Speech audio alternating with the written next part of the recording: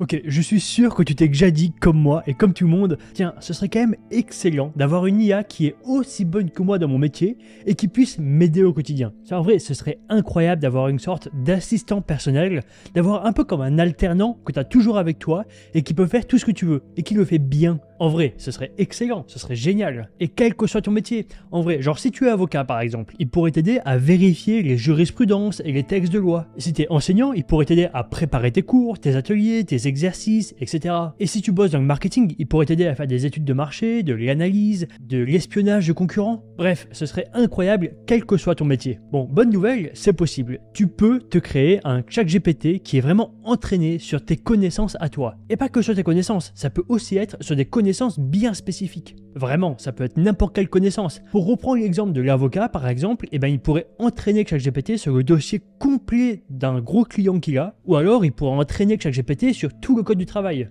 ou alors tout le code pénal. T'imagines quand même pouvoir discuter avec le code pénal comme ça facilement. Et l'enseignant, il pourrait aussi l'entraîner sur tous les manuels du niveau scolaire où il enseigne. Et celui qui bosse dans le marketing, il pourrait aussi entraîner ChatGPT sur toute la data et toutes les archives de son entreprise. Bref, je pense que tu as vraiment compris à quel point ça peut être utile et à quel point ça peut changer pour le bien ta façon de travailler. Et en plus, j'ai quelques bonnes nouvelles pour toi. De une, c'est gratuit, ça coûte rien. De deux, ça prend 10 minutes à faire, c'est vraiment rapide.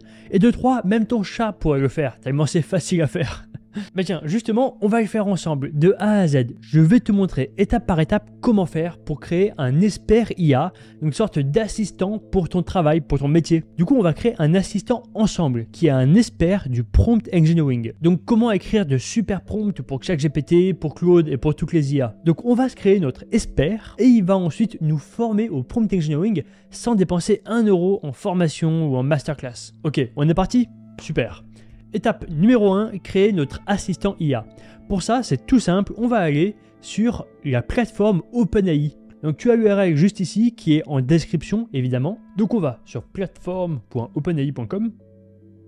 Donc on clique ici en haut à droite sur le petit playground juste là. Et ensuite on a nos assistants en bas à gauche. Et les assistants, c'est ça qu'on va utiliser. C'est le plus efficace et c'est gratuit. On va cliquer sur assistant et là on n'a aucun assistant de créer. C'est normal. On a juste à faire créer juste ici le bouton vert et on va lui donner un petit nom. Donc moi j'en fais un sur le prompt engineering. Donc je vais l'appeler prompt engineering GPT.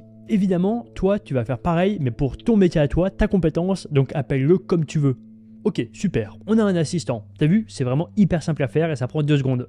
Bon après, évidemment, là, il sert à rien. Pourquoi? Parce qu'on n'a pas de prompt et qu'on n'a pas de fichier. On n'a rien mis dedans pour l'instant, on n'a rien fait. Donc étape numéro 2, on va écrire un excellent prompt pour que notre agent soit vraiment performant. Donc le prompt, c'est juste ici. On peut ouvrir ici en grand pour le taper. Et là, le but, c'est simplement que tu prennes un peu de temps et que tu écrives un bon prompt pour que ton agent, il sache comment se comporter et il sache quelle est la tâche qu'il doit faire. S'il doit te former sur une compétence en particulier, dis-lui. Si au contraire, il doit juste t'aider à, je sais pas moi, vérifier des jurisprudences ou des textes de loi, dis-lui. Là, il faut juste écrire simplement la tâche que tu dois faire. Bon, moi j'ai déjà un prompt, donc je vais le copier-coller. Voilà, alors si tu te demandes où est-ce que j'ai trouvé le prompt, je l'ai mis dans le School. Le School, c'est une communauté gratuite que j'ai créée où on s'échange tous nos meilleurs prompts, nos meilleures astuces sur l'IA. Donc je l'ai mis là-dedans, je l'ai récupéré et bam. Donc je te l'ai mis en description, en français en plus. Et après, je t'ai mis le lien vers le School si tu veux récupérer tous les prompts. Genre, il y a plein de prompts comme ça. Ok, bon, c'est super, on a un prompt, mais maintenant, ça sert à rien, ça sert toujours à rien, parce qu'il n'y a pas de fichier. Tu vois, dans les fichiers ici, on n'a rien mis. Donc là, en fait, on a juste mis un prompt dans ChatGPT, mais on n'a pas entraîné un agent, on n'a rien fait en vrai pour l'instant. Donc on va passer à l'étape numéro 3, la plus importante. On va créer et on va remplir notre Vector Store. Ok, Vector Store, on va prendre un petit moment pour l'expliquer, t'inquiète pas, en 2-3 minutes. C'est vraiment important, ça peut paraître un peu complexe, en vrai c'est tout simple. En fait, le Vector Store, on pourrait le traduire très simplement par une base de connaissances. En fait, tu vois, chez toi, tu as une bibliothèque où tu mets des bouquins. Je pense que tu vas l'avoir ici. Bref, tu as forcément une bibliothèque chez toi avec des bouquins. Bon, un Vector Store, c'est pareil. C'est une bibliothèque, en gros, avec plein de documents. Des PDF, des vidéos YouTube, des conférences, des bouquins, etc. Et à chaque fois que tu vas poser une question à ton assistant IA, il va aller récupérer les informations dans ce Vector Store, dans cette bibliothèque. Je vais t'expliquer un petit peu parce que c'est important et que c'est utile. On appelle ça le RAG. Donc ça, c'est toi, tu vois. Je t'ai fait, t'es une statue romaine, j'espère que t'es content. En gros, quand tu vas poser une question à ton assistant, par exemple, c'est quoi les meilleures techniques pour bien prompter, ta question, elle va être envoyée à l'assistant, qui s'appelle Prompt Engineering GPT, hein, celui qu'on vient de créer, je te rappelle, juste ici. Bon. Du coup, l'assistant va recevoir la réponse et il va aller chercher dans le Vector Store. Donc, il va prendre ton prompt et il va aller récupérer les informations dans la bibliothèque, dans les documents que tu as mis là-dedans. Donc, il va aller chercher les informations et il va les récupérer. Donc, si tu as mis plein de PDF, que tu as mis plein de bouquins et que tu as mis plusieurs conférences entières, il va récupérer les meilleurs passages et les meilleurs paragraphes, tous les moments qui sont les plus opportuns et les plus judicieux. Donc il récupère tout ça et il envoie au modèle d'IA, donc GPT-4o ou GPT-o1, celui que tu veux, il va envoyer les connaissances plus ton prompt. Et c'est comme ça que tu vas avoir une réponse qui est fiable, qui est vulgarisée et qui est en français. C'est comme ça que l'assistant est excellent. C'est qu'il n'invente pas les informations, il n'hallucine pas, il ne fait pas appel à ses connaissances internes, non. Il fait appel aux documents, aux informations qui sont déjà dans le document. Autant te dire que les réponses sont fiables. Pour reprendre l'exemple de l'avocat, quand il va poser une question à son assistant, l'assistant va aller récupérer les informations dans le code du travail. Et du coup, la réponse à la fin, elle vient du code du travail, elle vient pas de ChatGPT. C'est comme ça qu'on crée vraiment un bon assistant qui est efficace. En fait, pour te le vulgariser un peu tout simplement, imagine, tu vas dans la médiathèque de ton quartier, tu arrives et à l'accueil, tu as un bibliothécaire. Et tu lui poses une question. Par exemple, tu lui dis combien d'heures maximum est-ce qu'on peut faire travailler un employé dans une entreprise, par exemple. Tu lui poses la question, le bibliothécaire, il va aller à l'étage, il va aller chercher les bouquins, il va récupérer le code du travail et tous les bouquins qui parlent de ça, il va récupérer les meilleurs paragraphes, il va tout te ramener et il va te faire une réponse simple et concrète à ta question en se basant sur les documents qu'il a récupérés dans sa bibliothèque. Bon, évidemment, si tu avais un humain qui faisait ça, ça prendrait des semaines d'arriver à lire tous les bouquins, à trouver les bons paragraphes, à tout récupérer et à te faire une réponse. Mais comme c'est de l'intelligence artificielle, ça prend quelques millisecondes.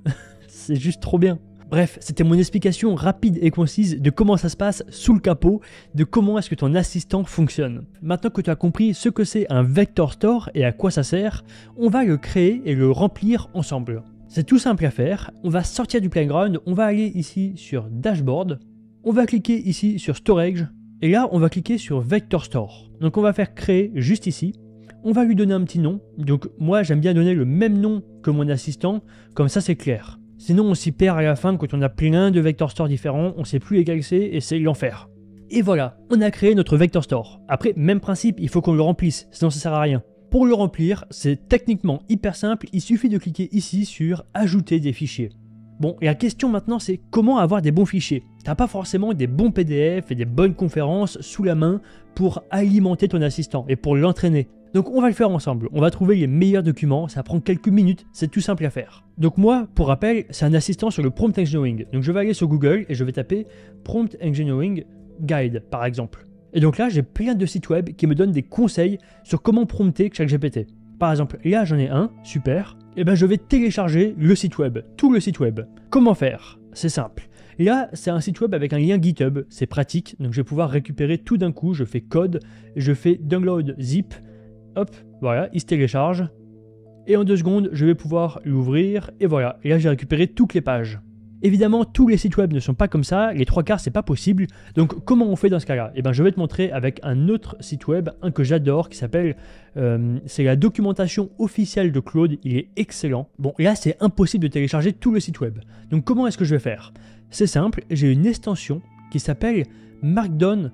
Je sais plus comment elle s'appelle, mais c'est pas grave, je te l'afficherai là juste ici. Elle permet de télécharger toute la page web en un fichier Markdown. Markdown, c'est un fichier de texte en fait qui est bien organisé par section et sous-section. Par exemple là, je télécharge en un clic, c'est automatique, ça prend 2 secondes, et là j'ai mon fichier avec mes informations et mon texte. N'hésite pas à prendre des textes en anglais, en espagnol, en italien, en toutes les langues que tu veux, peu importe, parce que l'assistant va tout traduire et va te parler en français. Donc n'hésite pas, en anglais il y a tellement plus de contenu, c'est tellement plus riche qu'en français, que vaut mieux quand même prendre le plus de documents possible en anglais.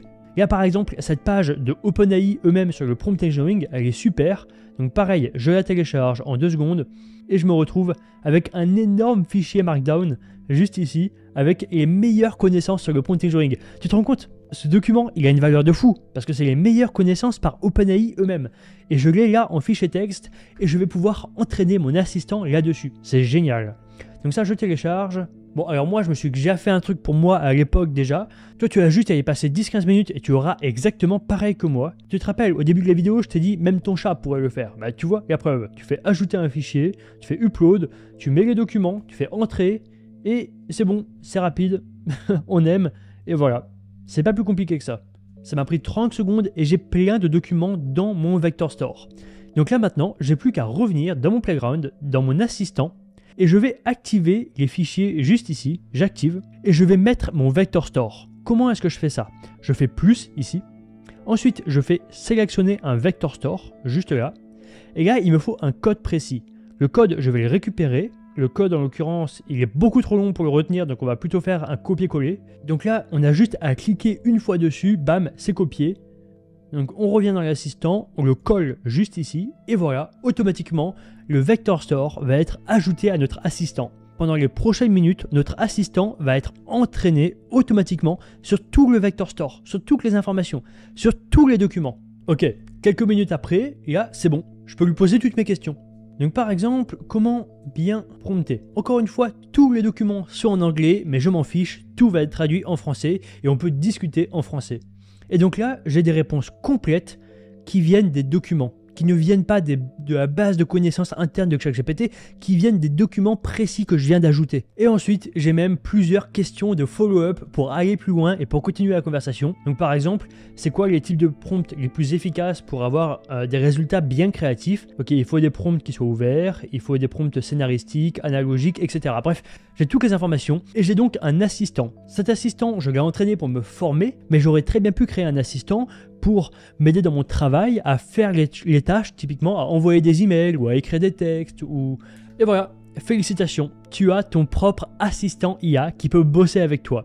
Un peu comme tu aurais un alternant en fait. Et ça peut aussi servir à automatiser les tâches. Genre, quand je dis automatiser, ça veut dire qu'il fait vraiment les tâches à ta place. Genre, les pires tâches, celles qui te prennent du temps, que tu aimes pas, qui sont chiantes, il les fait à ta place. C'est trop bien. Eh bah tiens, attends, justement, tant qu'on y parle, j'ai un cadeau pour toi, j'ai un petit cadeau. On va créer ensemble, dans les prochains jours, une équipe d'agents IA qui vont bosser pour toi. Tu vois, je t'ai montré comment faire des assistants là dans cette vidéo.